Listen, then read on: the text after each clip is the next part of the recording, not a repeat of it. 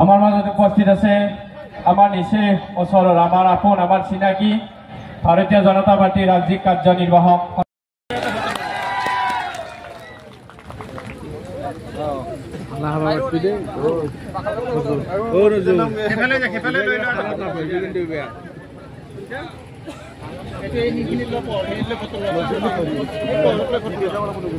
মুখ কৰি কিনে ফটো লোৱা বঢ়িয়া হ'ব।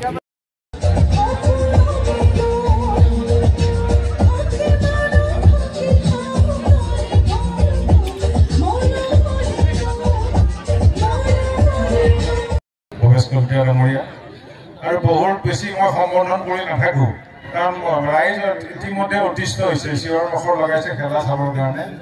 আৰু উদ্বোধন কৰাৰ পিছত আচলতে ভাষণ দিয়াৰ কথাই নাথাকে, প্ৰমোদ দিছে কাৰণে দুই এষাৰ কৈছোঁ।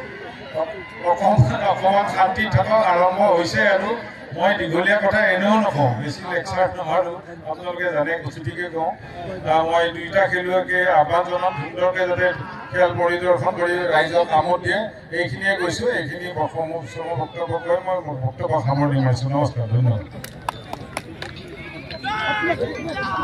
দীপেন পাঠক ডাঙৰীয়াক ধন্যবাদ জ্ঞাপন কৰিছোঁ। ফুটবলৰ প্ৰতি এতিয়াও আমাৰ গ্ৰামাঞ্চলত এটা ধাউতি আছে, জনপ্ৰিয়তা আছে। খেল অনুষ্ঠান আয়োজন কৰাৰ দুটা উদ্দেশ্য থাকে, খেলুৱৈ সৃষ্টি কৰা আৰু খেলৰ আয়োজক সৃষ্টি হ'ব। আয়োজক থাকিলে এই খেল থাকিব, অকল ফিল্ড থাকিলে নহ'ব, খেলুৱৈ থাকিব লাগিব। ঠিক তেনেকুৱা কথা। আৰু যিহেতু এই ফিল্ডখন আধা কমলপুৰ আধা আমাৰ ৰঙিয়াত অন্তৰ্ভুক্ত হৈছে, নিশ্চয় ইয়াৰ যিখিনি কৰিব লগা আছে আমি নিশ্চয় পৰ্যায়ক্ৰমে চেষ্টা চলাই যাম। হয়তো আপোনালোকৰ আশীৰ্বাদত এখন আমি সুন্দৰ খেলপথাৰ এদিন পাবলৈ সক্ষম হ'ম। কাৰণ আজিয়ে কৰিলোঁ মাত্ৰ